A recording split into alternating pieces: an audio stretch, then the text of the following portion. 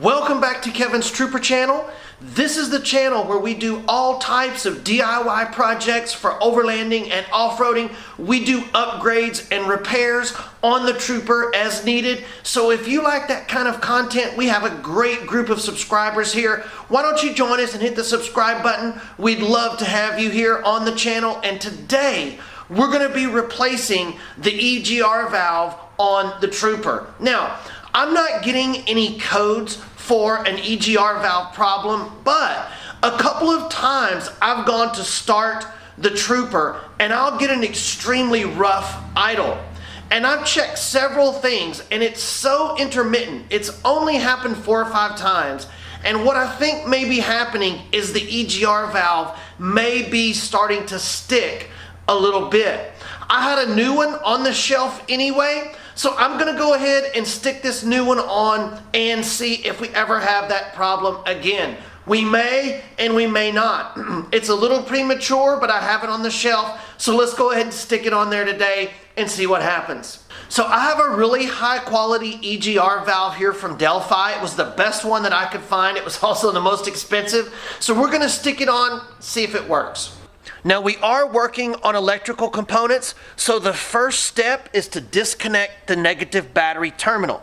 So let's do that now.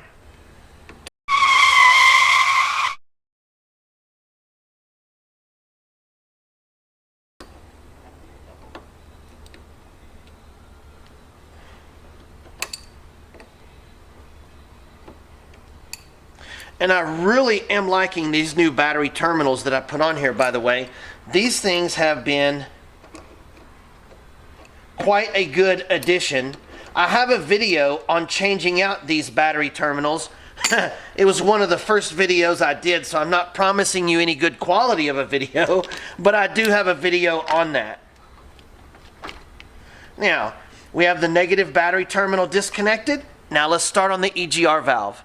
So step number 1 is that we're going to very gently disconnect this electrical connector.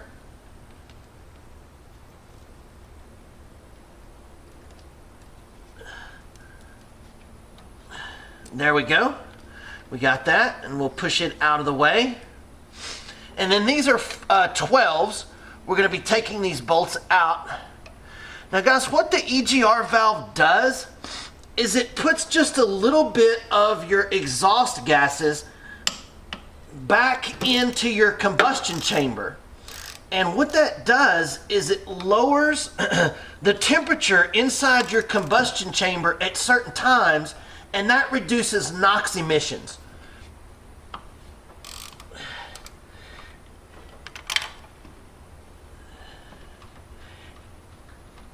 And if your valve is sticking, it can cause all kinds of symptoms and usually throws a code. And although I didn't have a code, I did have some of the symptoms of a sticking EGR valve, but it was, like I said, very intermittent.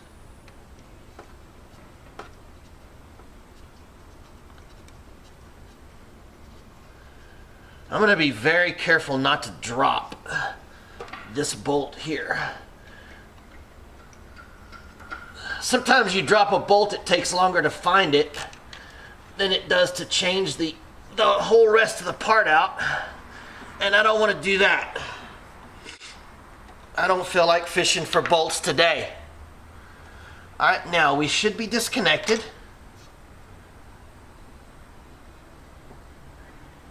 And there we go. Now the next step is you're going to want to inspect your pipe for carbon buildup. And I do have some, but it looks like the pipe is going to be okay. If your pipe is full of carbon as well, you may end up having to replace the pipe. All right, that looks good. Now, the next step is I'm going to clean this mating surface with a little brake clean.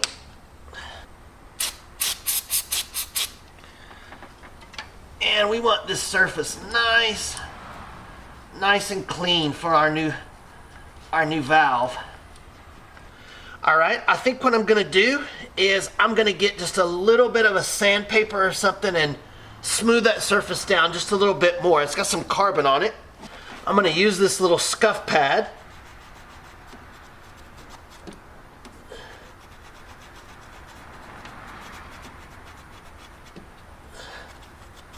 Clean this all up so that we get a nice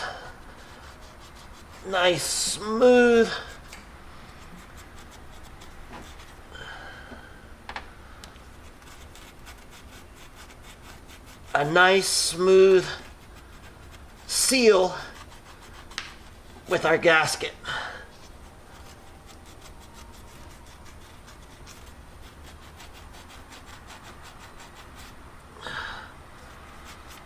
And that's looking pretty good.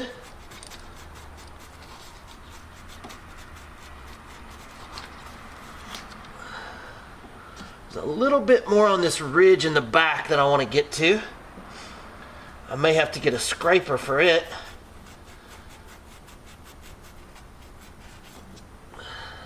Maybe not. That's coming out pretty good.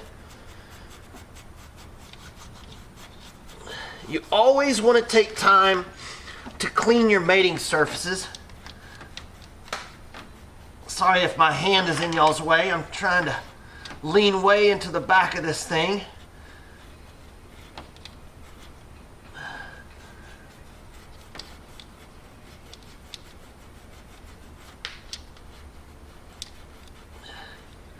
And what we don't want to do here is to create a new problem and have a leak.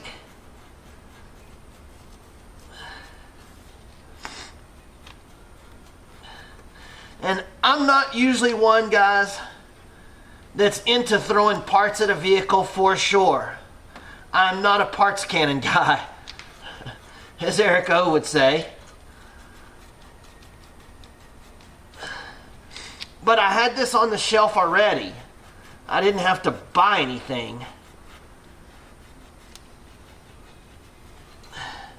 And I've pretty much ruled out everything else it could possibly be, other than this valve just occasionally sticking. Oh, that's nice. Nice and shiny. Now I'm going to do one final little wipe down with my brake clean.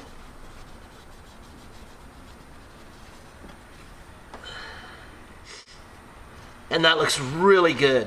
Now our next step is going to be to put our gasket back on. And the way that this gasket goes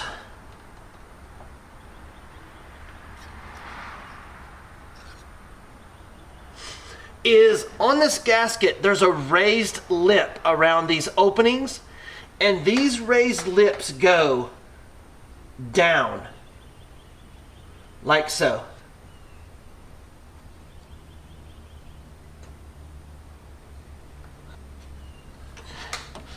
And then we're just going to very gently set our new EGR valve in place.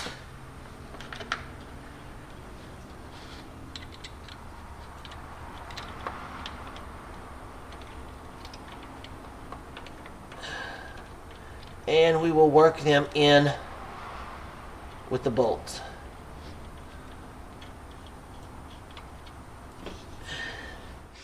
And we're going to make sure that it's all in there.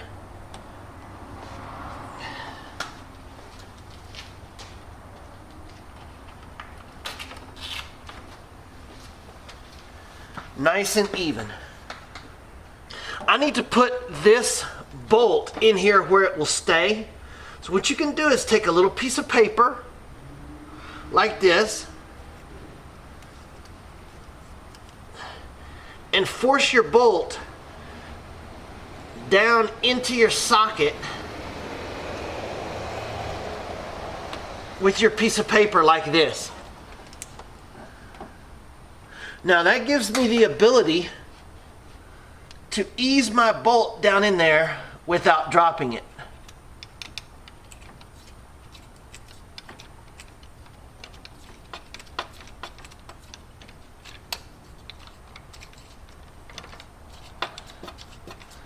just like so.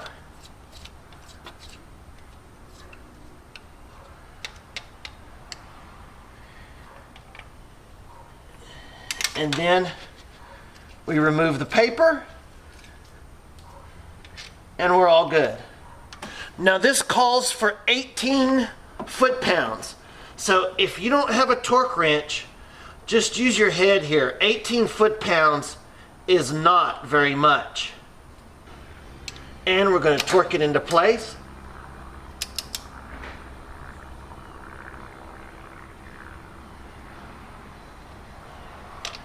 And I'm going to go ahead and go to my other one.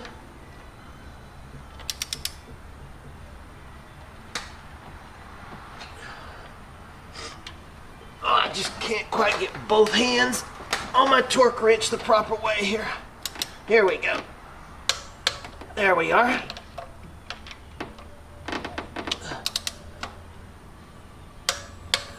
All right. We're torqued in place. And let's very gently make sure our electrical neck connector is good and sealed. Once you use your torque wrench, you always want to reset it back down to 0 and store it without any tension on the spring, or it will mess up the calibration over time of your torque wrench. So take good care of your tools, invest in a torque wrench. I have 3, but it's something that you definitely need if you're gonna work on vehicles. And then we're gonna tighten up our negative battery cable.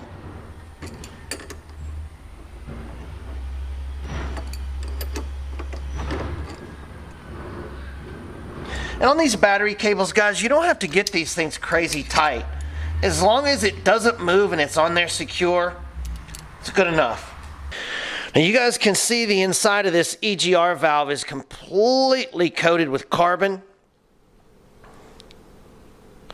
And I know it's hard to see, but down in there is just completely caked with carbon deposits.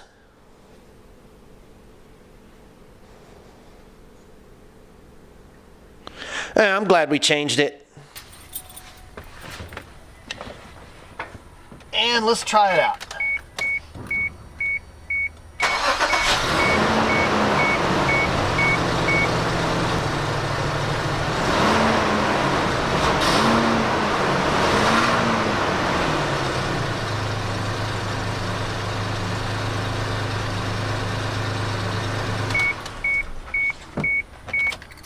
Well, that's it, guys. That's how you replace an EGR valve. They're pretty simple to do, but it's a critical part of your engine running correctly. So it's very suspicious. If you have something like a rough idle, you really want to check your EGR system because they're a cause of a lot of problems. Thank you guys so much for joining me. Don't forget to hit the subscribe button and join our great community of guys that we have here. And listen, give me a thumbs up because you know it means a lot to me. Thank you guys. We'll see you in the next video.